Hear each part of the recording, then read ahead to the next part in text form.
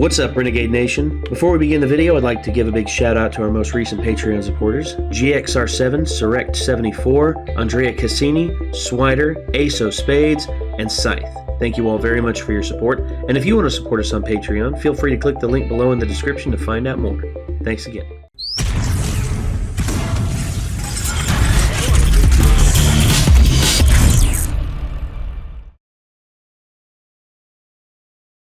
So, not several years. A few years ago, there was a movie that came out. This movie came out actually while I was working at a movie theater. This movie was called Maleficent. Maleficent was a film that starred Angelina Jolie as the titular character. And I like Angelina Jolie. Huh? Does anybody else like Angelina Jolie? She has enormous lips. I just always think of that. I remember that. That's from little Red versus Blue insert thing. I remember that.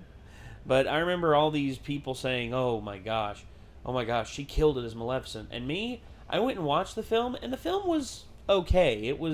It had some pretty decent special effects. It had an okay story. And I will say this, Angelina Jolie was the best part of the film. She ate that character up. She was really, really well, she did really well as Maleficent. The one character in it that absolutely just killed it for me, and I love the guy to death. I love the actor to death, Sharlto Copley. He's one of my favorite. Actors from South Africa ever. But his character was A, very annoying, B, had an accent that changed every 5 seconds, and C, was just your stereotypical bad guy who took advantage of Maleficent. So Maleficent was the protagonist in that movie? They turned her into an anti-hero. Huh. And here's the thing. I told you that in certain Kingdom cases... Hearts, to an extent, has acted like they're trying to do the same thing. Well, yes. You see, they're trying to add a more third dimension to her character. You see, whereas a two-dimensional character, she's strictly a bad person who does bad things for her benefit and her benefit alone. Now, what Maleficent added to the fold was that there was a reason why she held a strong distrust not only for humans but also the world at large, because there's a whole backstory about how she used to have wings, and her wings were taken away from her, and instead of being they said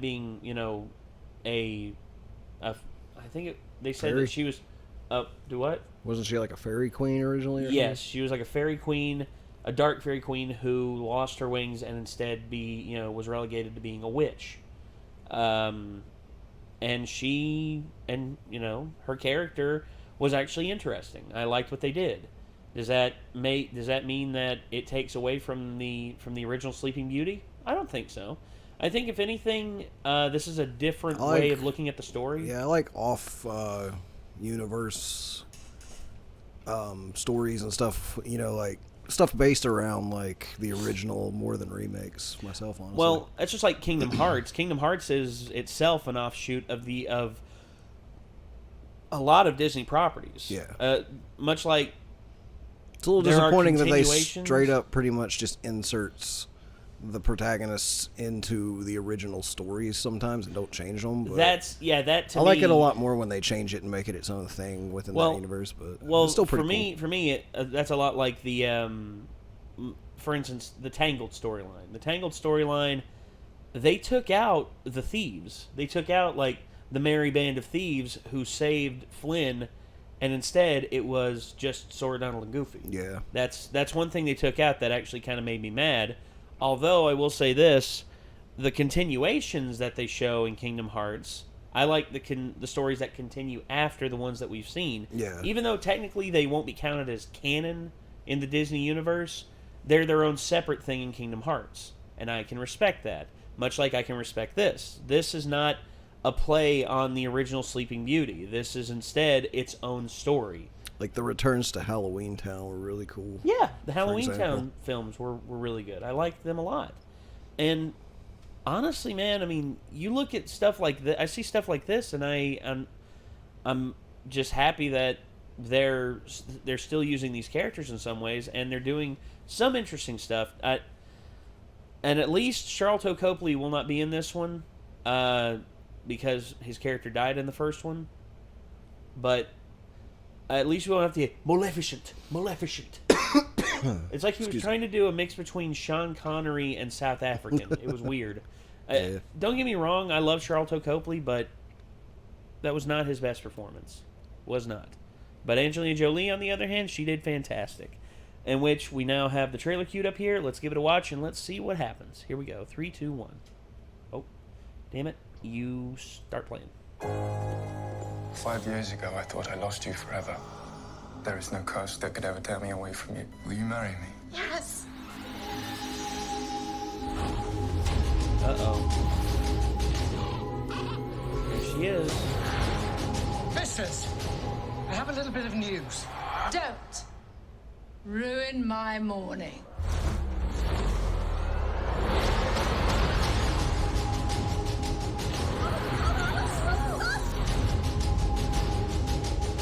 Philip asked me to marry him. No, I wasn't really asking. nor was I. Love doesn't always end well, Beastie. Trust me. Let us prove you wrong. You have done an admirable job going against your own nature to raise this child. But now, she will finally get the love of a real mother. Tonight, I consider Aurora my own. There is no union. There will be no wedding. What have you done? We go home now. Aurora! Maleficent is a threat to everyone. We'll do our best to protect you.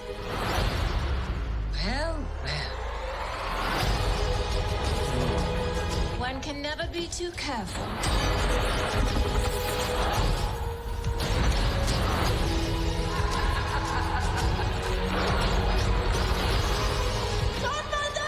This isn't you.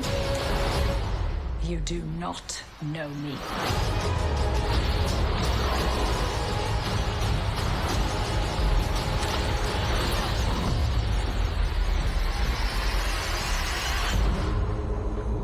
Damn. Okay. Tell me what happened. There was another creature. You've spent years caring for a human. Now it's time to care for your own. Ooh. The Dark Fairies. Interesting. We have Chiwetel Ejiofor, which, damn, I didn't expect that. Okay. So is that a sequel or a prequel to the other one? To which one? To Maleficent? Oh no, this is a sequel. Okay. It's purely a sequel. She got her wings back at the end of the first film. Okay. Because it, some bullshit fairy tale wish shit, and she got it back. She got them back, and honestly, man, I mean, I thought maybe she turned over a new leaf and would become a better person, but in truth, Maleficent is still not a good, like a fully good person at heart. She still is a dark fairy and still harbors, her own whims over everyone else's. Even though she did grow to care for Aurora as a daughter, it still hasn't fully let go of her and probably never will, because it's just her nature. It's just who she is. It's just what she is. And I guess in this one, she's going to, try and fight against it. Maybe. I mean, there's a lot to unravel in this, and plus, I'm thinking that maybe, Michelle Pfeiffer's character, the other queen, the queen who was wanting to take Aurora in, as see her as her own daughter. I think there's probably an ulterior motive there, and maybe she's something else as well. Probably another race of fairy, like maybe like a bright fairy or something. I don't know. I mean, there's a whole lot of ways they can expand this universe, and I'm interested to see how they're going to do it. I really am. But gotta see something real quick. Uh-oh. Nick is searching for something. What you looking for? They have like prosthetic cheekbone implants on her in this movie? Yes, they did. Okay. Yeah, no, that was not her real cheeks. I do not remember Angelina's cheeks looking that way. No, instead they did that to give her the more like pronounced cheekbones that Maleficent had in the animated film. They at first tried to actually do it out way too far, and she said it didn't look right. So they instead shrunk them back in until it was just a basic extension of her cheekbone and not like a massive wing coming out. Yeah. And I would say that would have looked weird if it was like really far out. But you see, Angelina's facial features, though, they match the extension of the cheekbones because her larger than average lips and her eyes. Her eyes also emote very well. And it's actually it benefits. It benefits from it. And then of course, Ellie Fanning playing Aurora, maybe we're going to get some expansion on her character because in the first film she wasn't really introduced until she was introduced, but we really didn't get to know a lot about her until like the second half of the film. Who her father was and and how she got the curse and everything and gosh, I'm interested to see how this all plays out and if they add anything more to the universe. In which, if they do, awesome, really awesome. But if they don't, and it just flutters around and does the exact same thing it's been doing, then okay. I mean, hopefully we'll still get a great performance out of Angelina Jolie, and hopefully the effects will still be good. I mean, the effects in this so far looked pretty damn good. Yeah. I mean, her wings looked awesome. Like, it makes it look like a really cool, fantastical, like dark universe fantasy and everything, Yeah, it looks like a good dark fantasy. And I think that's actually a kick that the world is actually going to be getting on here in the next decade or so. Dark fantasy sort of coming back into the fold. All of us Dark Souls people are already there. Well, no. You see, that's one thing. You see, that's one medium. Yeah. Dark Souls is a gamer's medium, like through and through. I've actually been about dark fantasy for quite some time, though, because I always loved... what am I thinking of? Like, there's some things as a kid that definitely like got me on board with like dark fantasy. Not Willow. Dark Crystal. Well, Army of Darkness for one. Yeah, that's because it's kind of so dark. It's horror, obviously, but it is. It's horror. Just that comedy. Universe was awesome with the wizards and shit. But yeah. Fuck, what was it? Like I always loved the wizard scene and like the Chernobog scenes and shit from Fantasia. Yeah. And like I'd say you could consider that kind of dark fantasy stuff. Well, you see, I think with the revival of the Dark Crystal franchise on Netflix, and also, I don't know if you know about this, but have you ever seen the movie Willow? I haven't actually ever got to see it, but I know stuff about it. Okay, Willow, to a lot of people, is one of the cult classic dark fantasy films, and I guess you could consider Zelda a little dark fantasy, especially like times. Majora's Mask. Yeah, like especially Majora's Mask, but like even segments of Ocarina of Time. Like, I mean, the castle town being overrun and Ganon becoming like the ultimate evil, basically. And, the Skulltulas. There's a lot of dark fantasy elements in Ocarina of Time still as well. Well, yeah. And I think that's probably one of the things that actually kicked it off for me, that like me really being into it. And then for some reason I've always loved wizards and dragons. So like, usually they're even cooler in like dark fantasy settings, because like I like how the wizards in Dark Souls are more they're less pointy hat and robes and more just like dudes that sling energy at stuff and crap. And then like of course that, you can't there's also another dark fantasy as well, Conan the Barbarian. Oh yeah, the Conan films, definitely both a good one. And to an extent, honestly, I think like certain mythological things could definitely be considered, like, that more falls into mythology, but like there's like dark fantasy elements to a lot of mythology if you think about it. Well, like I mean, you look at like Greek stuff. mythology, some Roman mythology in there. And then, of course, when you get into Wiccan... Egyptian mythology as well. Wiccan mythology and some pagan mythologies, too.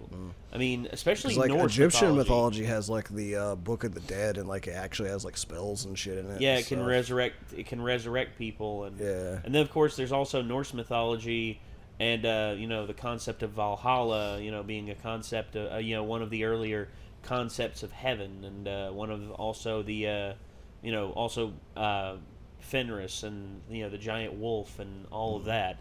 I mean, there's a lot to consider in various mythologies that actually dark fantasy has adopted, and has warped and made its own. And I think, well, like I said, I think here in the next little bit we're going to start to see more and more dark fantasy stuff, because superhero movies, I'm not going to say superhero movies are on their way out, but they definitely hit a crescendo with Avengers Endgame. And I think right now there's also the whole thing getting with less and less interested in superhero films. Everybody was super into Game of Thrones, and now everybody's super disappointed because the ending got kind of goofed. Well, it almost sort of leaves the door open for someone else to come in and do a better dark fantasy story for everyone to enjoy all the way through. Yeah. I mean, obviously you still have the door for George to do it better than the show finished it, Well, yeah, George R.R. Martin, I think, has made it very clear that he is not going to have the same ending. Game of Thrones is definitely probably one that's putting dark fantasy more in a public eye as well. Well, yeah, in terms of television, absolutely, but there's been really nothing on film in, like, movies, which is where since, a bulk of the money is made. And stuff like that. Since, like, the Dark Crystal original back in the day. Well, yeah, I can really think of, it's not really dark fantasy, but more high fantasy. Lord of the Rings. Yeah. Lord of the Rings was really the one that broke the door down and showed people that not only can these films be epic, but they can be very, very well done. Yeah. And they can and when Lord of the Rings goes dark fantasy, it's kick ass too. Like, the ring wraiths and shit. Yeah. So, well, there's parts of it that are dark fantasy, yes. Yeah, and I love that stuff. The Mines of Moria. And yes. That you definitely have to say that's dark fantasy. And then of course, there's a concept of the orcs and the Uruk-hai. Yeah, the Uruk-hai's lore actually. I mean, they made an M-rated set of video games about, because just those dudes are brutal. Yeah, exactly. And actually, I would actually consider probably Shadow of Mordor and Shadow of War to be like dark fantasy more than high fantasy at that point. I would too, absolutely. But you see, the one thing about dark fantasy is that a lot of people still see it as a niche, especially nowadays. Because keep in mind, we're almost 20 years removed from the Lord of the Rings rocking everybody's socks off. And we've had stuff in between, but we've also had people wanting to lean more on the historical stuff. Like they did the Borgias, and they did the Pope, and they've done all these historical stuff. But now it's just one thing after another that has been missing something. I think that thing that's missing in terms of that kind of setting is the dark fantasy stuff. And I think you're going to start. I hope we see more of it. I really do, because I hope so too. I think I'm excited to see a lot more of it. Yeah, and well, I guess with that, ladies and gentlemen, we're going to draw this video to a close. This was Disney's Maleficent, Mistress of Evil. And if y'all are interested in seeing the original video, link is always in the description down below. And if you want to see more from us, we have a subscribe button right down there. And was that a... Yep, that was a message. That was a message from YouTube. Sorry, someone just commented to us on YouTube. Whoops. I see those all the time. Every comment that pops up, I pretty much see it. God. Including the people who like to have dumbass arguments with me in the comments. Yeah. Every now and again, I keep seeing, like, so-and-so has posted this. Visarctus has replied to this. So-and-so has replied to Visarctus. Visarctus has replied to so-and-so. And I'm just like, oh, God, here we go. And it's like 10 or 12 in a row, and I'm just like, holy shit. Can a brother get a break? Ripping little children new ones. Yeah, of course. But with that, ladies and gentlemen, we're going to draw this video to a close. So until next time, I'm Nate. I'm Nick. We will see you all in the next one. Peace out.